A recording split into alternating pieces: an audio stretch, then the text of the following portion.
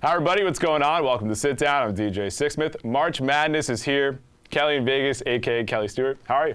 Doing well. Thank you very much for coming in. Thanks for having me. So you have an incredible story. You're a professional sports handicapper. You grew up in the Midwest. You're in that Vegas life, and now you're doing this full time. So just kind of take me through the backstory of how this girl from the Midwest came to Vegas. You were in that world, and now you're doing it professionally. You know, it's funny. There's no short version of the story. I'll try to give you the shortest version. All my friends were moving to Kansas City. I thought about Denver.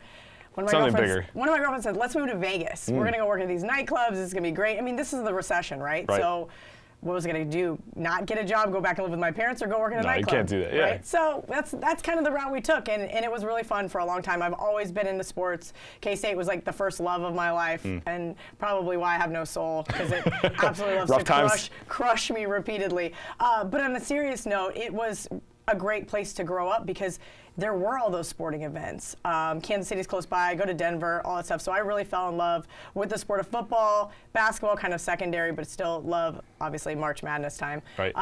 But it was kind of one of those things where I was like, okay, I understand the game. So I'd go watch the games with friends in the sports books, and I met some guys that were really sharp, and they'd be like, why do you like this game? Well, here's the math behind it. Okay, and once you learn the math, which is funny because it was not my strong suit in college, everything kind of starts to fall into place. And then you learn how to watch the market, and you learn how to kind of make an educated opinion on a game, and then one step further and actually handicap the game, spend 30, 40 hours a week breaking games down. So that's kind of the short cycle, but what really kind of catapulted me into the spotlight was that I was a female that hit a ticket that paid 85 to 1. Now, if a guy hit a ticket that paid 85 to 1, he would have got a radio interview, maybe in the newspaper. But people were like, who is this girl? Who's her boyfriend? Or who's this guy giving her pics or whatever? And so I think, no, it's just me, actually. Well, and I did, right? But nobody really quite understood that. So like, well, we should have her on. Let's see what she talks about this. Okay, well, she's really knowledgeable about these teams, but maybe not these teams. And that's kind of still where I've really kept my focus, Power 5 schools.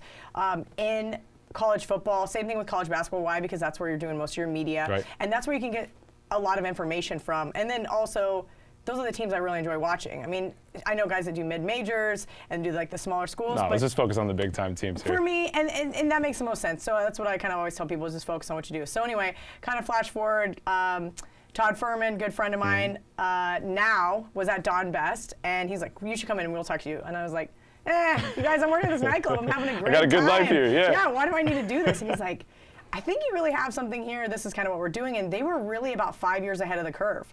Sports betting was only legal in Nevada then. Right. And now we're starting to see just this insane blow up. So had fun. I did a lot of like really fun videos that really reflected my personality. Jersey, boy shorts, So I get a little discredited for those, but I was in my 20s and You're just trying to rise up. And it was just fun. Yeah, and you enjoyed it. I was wearing the same thing at the nightclub. It was literally a Halloween outfit. And someone was like, can you wear that for the video? And just give us your 3 favorite picks. So I would stand in front of a green screen with a guy and a camera, and he'd be like, so what are your 3 favorite picks? And he'd ask questions, and next thing you know, the answer to that question would somehow be edited in the video to make it funny. Because as much as I'd like to think I'm funny, I'm not that witty, but for some reason that producer could definitely intertwine things and make it really fun, and that's where I kind of really got the ball rolling. And then with the legislation last year, the whole world has kind of blown up, and it's been really fun. Yeah, I mean, this is a perfect time for you with everything coming together, but I mean, that one bet changed your whole life. Actually, it was really crazy. I had one of the guys from Wager Talk, the company I work for, Marco, he goes, but in reality, you made $8,500 on that parlay, but what is the residual behind that? And I was like, what? Like, I just couldn't even fathom it, because you're right, there was that one bet really did change my life. Yeah, it's not even about the money necessarily. I mean, here you are today in 2019, and there's a docu-series following you around and what your life is like during the NFL season. Like, that must be mind-blowing for you. It's been kind of crazy. There's been little camera crews here and there, people trying to do stuff, but nothing like Showtime did with this documentary, and it was really exciting because you're right, camera crews all day, every day there for a while during my busiest time of the year, and multiple times I'm sure the camera crew hated me because I was like, you guys, I just need 5 minutes. This is way more important. And they're like, yeah, but we're trying to capture it. I'm like, I gotta focus. Time out. So you hit on something, and we were talking about this off camera, is that you don't even care about storylines, injuries. You're focused on the numbers. You're focused on where the money's going. And that is a little surprising to me, because you think about just people in Vegas in general, you think they know all this stuff about the games. It turns out if you just focus on the numbers, that's ultimately the biggest thing. So when did you realize that just follow the money in these games? So there's a lot that goes into it. As I told you, when I first started, I didn't know anything about the numbers. I'm like, but I like this team because of this, and I like this matchup. You know, this quarterback's out, but it, you know, really is reflected already in the line, and you could learn that kind of stuff on your own. But as far as like the analytics go, the sabermetrics go, of breaking down the games, it's absolutely insane. You know, I remember last year during the final, I think it was a Sweet 16, K-State played Kentucky, and everybody was like, oh my gosh, Kentucky -5.5. I'm like, you guys, this line should be 3 on a neutral court. This line is way too high. And everybody's like, you're being a homer. And I'm like, I swear to you. Sure enough, K-State won. It went down to the wire. But it was just one of those type of games. And I think we're going to see a ton of those type of games this year where the lines are just really inflated based on what the public opinion is of a team. So there's so many things that go into it, but you're right, the core is the numbers. Then you can look at the situations, you can look at the scheduling, then you look at the injuries. Okay, how is this accounted for in the numbers? Are the bookmakers already putting that into the line? Or hey, maybe this is some information I've got because he's still questionable on paper, but I know he's definitely out. So stuff like that is really important, and that's where Vegas kind of does things differently. Yeah, and speaking of doing things differently, I mean, Vegas had sports gambling going on for a long, long time, but the rest of the country was like this seedy underworld that people didn't really go into. So is it weird for you to see New Jersey jumping into it and other places around the country? No, you know, it's kind of crazy. So I wrote an article for the New York Times, I think it was 7 years ago now. And I projected like 5-6 years we would have legalized sports gambling. Why? Because so much money is going to the offshores. So you're right, there's the offshores aren't going away, the bookies aren't going away because people still love to bet on credit. But it is amazing to see these states finally saying, hey, it's just like legalizing marijuana. Like, think about how much money we can make. Think about this. We need money for infrastructure. We need money for schools. We need money for all these other things that we say we want. If you legalize sports gambling, hey, there may be hundreds of millions of dollars will be pouring into your state. And so that's the idea, right? Is that once they start realizing, hey, this may, I know with New Jersey, help revitalize Atlantic City. It might not be the end-all be-all, but we've already seen a flood of people going to a city that maybe was on the verge of, you know, just kind of fading into oblivion. Yeah, it'll be interesting to see. So when people check out the docu-series, they're going to see what your life is like. They're going to get a little snapshot of Vegas. What are some interesting things that people will find out about your life and that world? It is funny because so I've seen snippets already, but I promised my friends, hey, we'll all watch it together when it's live. I want to see kind of their reaction. A lot of them are featured as well because of my birthday party or they were hanging out with me. I think that people are going to be surprised how boring my life is. I think everybody thinks it's like super glamorous. But, you know, I'm sitting in front of my computer a lot of the day. I have my camera, I have my microphone. I'm ready to do this radio spot or this TV hit. And I've got sweatpants on with a nice blouse and my French Bulldog's at my feet snoring, you know what I mean? Where I don't really enjoy watching games in a sports book unless I'm there with a group of friends having beers and enjoying myself and my bets are already made. I think that's a really big discipline that certain people like and other people don't. For me, it just is better to be at home watching the games by myself. I can make educated second half bets. I can not force bets because I'm having a bad morning. But when you throw alcohol or friends into the mix and other ideas, things can kind of steamroll out of control. But yeah, I mean, during March Madness, I'm gonna have a couple of days where I'm hanging out at the sportsbook because I have friends in town. But people are really surprised when they're like, where are you watching the games today? I'm like, home. Couch. With my dog. So for people who haven't been to a sports book and they're watching a game there, what is the most interesting part of that experience? Oh, it's great. I mean, the whole room is just full of energy, especially like Super Bowl or playoff weekend, March Madness. I mean, a lot of emotion when so much money's on the line, right? So you don't know the joke. I always joke, the loudest person in the room has the least amount of money on the game. I will joke about that, and that is kind of a funny thing. But people are cheering, people are booing, and usually I'm on the opposite side of people cheering, so usually I can just feel it. I'm like, oh, okay, it's time for me to go. But there are, you know, there's a fumble and people go nuts. A kid misses a free throw and people start screaming and, you know, ripping up tickets, and it gets exciting. I mean, it's a very awesome place to watch a game. Definitely. So with betting being so mainstream now, what do you think the best part of that is? Ooh, that's a great question. I think the best part of it really is kind of, as you mentioned, the underworld and kind of bringing to light what Vegas has been doing for 70 years. You know, there are rumblings of integrity we're hearing with like the NBA is kind of on board, but the NFL is like, well, we're worried about integrity. Okay, guys, who's actually been monitoring integrity forever? It's been Vegas. Why? Because they're the ones that don't want to get screwed when something bad happens. And if you kind of look at it like that, where hey, everything's going to be okay, nothing's really going to change. I think that's where we're going to kind of hit a pinnacle. So I think the best part about it to come out is kind of bring to light, like, hey, we've been doing this the right way for a really long time. Like, take our lead, everybody will be happy. Yeah, and Vegas has just always laid it out there. This is who we are. This is what we do. If you guys want to jump on board, great. And now people are. So, yeah, like you said, the NBA is buying in. The NFL is getting there. But whether it's like FanDuel, DraftKings, things like that, how has daily fantasy changed the game as well? Daily fantasy absolutely changed the game. It was funny. I got asked this question earlier today, and it never really hit me. But I owe a big thank you to those guys because you're actually not allowed to bet daily fantasy in the state of Nevada. You know why? Because he said, we're not gambling. We're not gambling. And the state of Nevada said, well, we think you're gambling. And until you pay us our portion of gaming revenue, you can't run a legal business here. And I think that was what really started everything with those guys and everybody going, wait a minute, Vegas says this is gambling and they're not allowing it now. And it kind of shifted things where they said, oh, well, if we're going to allow this, what's the difference in allowing that? And it's exactly the same thing. You're banking on someone making a field goal so you get 2 extra fantasy points from your kicker so you can beat the guy next to you. I mean, people have been doing yearly fantasy league or season-long fantasy leagues forever. Yeah, absolutely. And now you can do it every single day. It's the same thing. And where we're kind of moving forward, I think it's also catapulted the in-game wagering a significant amount because especially with the younger demographic, they want action. They want it now. They want to be able to bet on every single play. And it may ultimately come down to, a missed free throw or whatever to where you win 11 bets and you lose 7. But it's kind of a numbers game. You're going to sit there and play with the in wagering. Yeah, it's a really interesting thing. And when you think about fandom, too, like when we were growing up, we were just focused on the team, players. Now people are just focused on where is my money at. So do you think this changes fandom overall, big picture? Fandom is an interesting thing. I made a joke about Kansas State breaking my heart, but now they can't break my heart because I'll just bet against them if it's the right situation. There you go. So I'm not or you don't mad. have to bet at all. Or you don't bet at all because hey, this is one of those fishy games where maybe I just won't touch it. But it is interesting because it really does take away from your fandom. Now, I'm still a fan of where I went to college and where I grew up, and I will cheer for them. But again, it's just never going to be the same. If I don't have money on a game, I'm not watching it.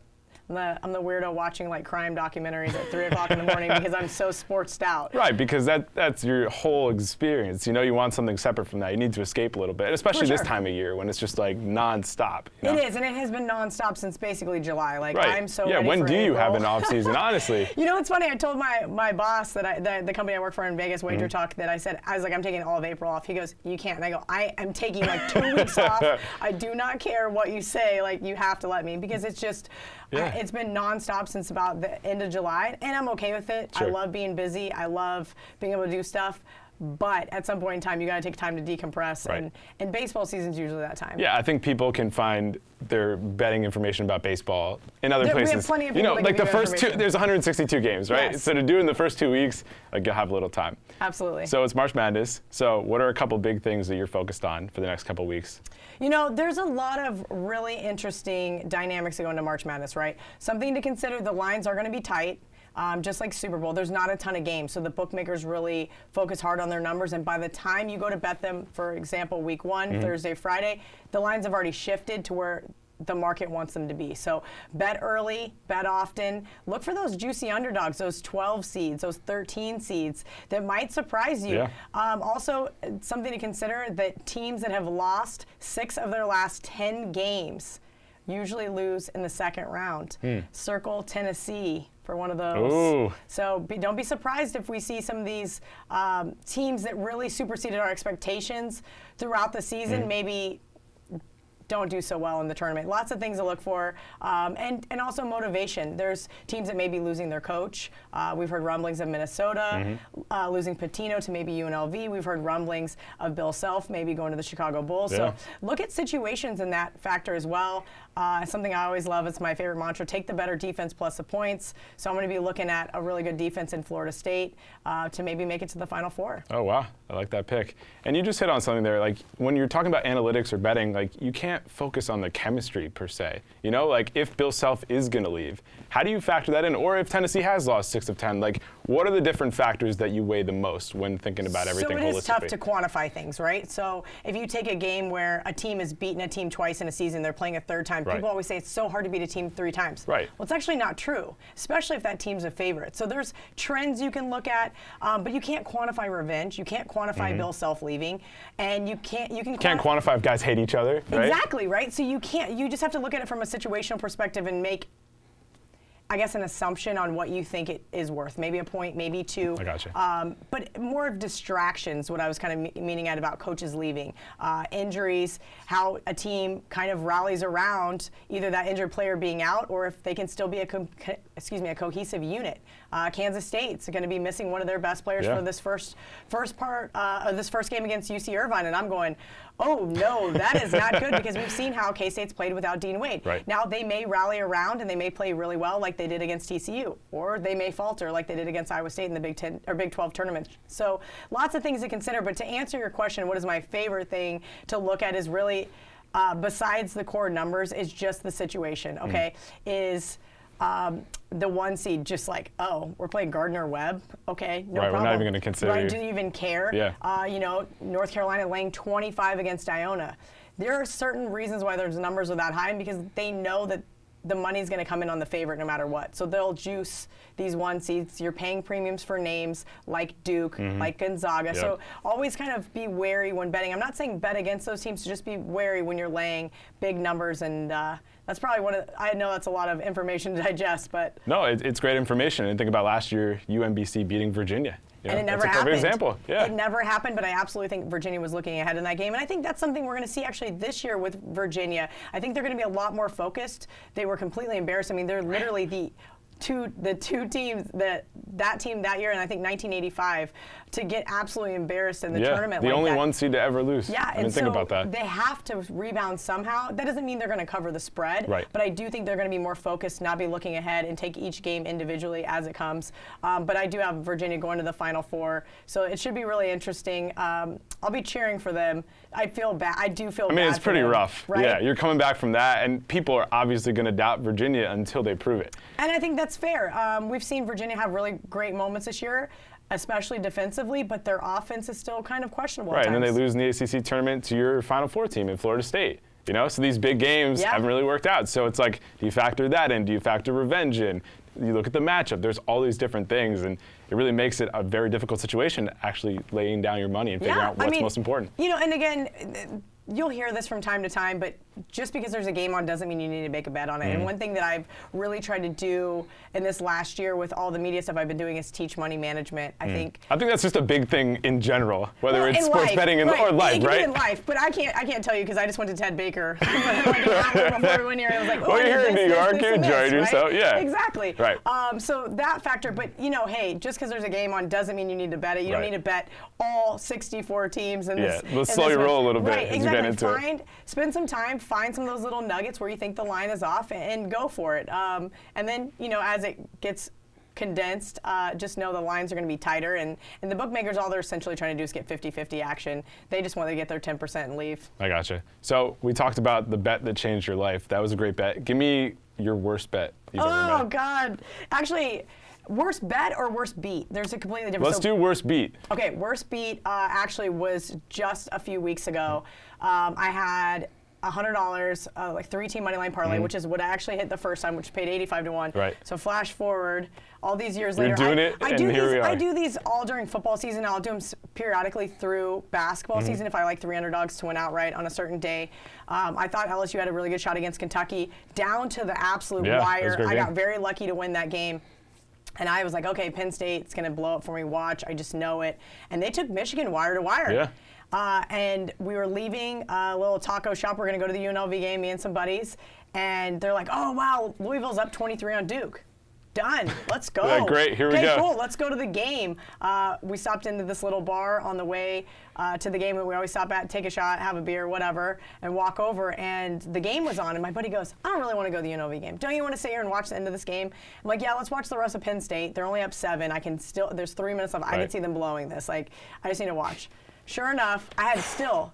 Then Louisville's up 14. I still wasn't worried about it. Yeah. And then all of a sudden something switched and I was like, I'm going to lose this bet. An all-time great comeback from Duke, too, in that game. I was like just physically ill. I was like, oh my God. That was a rough one. Well, when you're already counting your money, which is probably like rule number 77 when it comes to sports betting, don't count your money until the ticket cashes. Yeah. Mentally in my mind after Penn State won, I was like, okay, I got this. Like, let's do this. But that was pretty bad. Yeah, but like you said, very very epic comeback by Duke and very epic fail by Louisville. That's why I'm going to be betting against them in the first round with Minnesota plus 4.5. I see you there. So docu-series starts on Sunday. When people check it out, what do you want them to walk away thinking? Oh man, you know, this is going to be tough because I want them to walk away kind of seeing what the director had as far as his vision. And from what I understand, it's to kind of give the whole impression of the industry, right? There's so many different characters on there. And I want everybody to just kind of take it in and take each individual character for who they are because they do provide something in the niche of sports betting. But, you know, just take it away as make it a hobby. Like, you know what I mean? Not very many people, 1% of people in the world can do this professionally. It is a really tough thing to do to win at a very high rate. So something to think about is just really, if this is going to be your hobby, awesome. Don't go out and just quit your day job and try to do this as a professional. Well, Kelly in Vegas is in the 1%. Kelly, thank you so much. An absolute pleasure. We'll see you next time here on The Sit Down.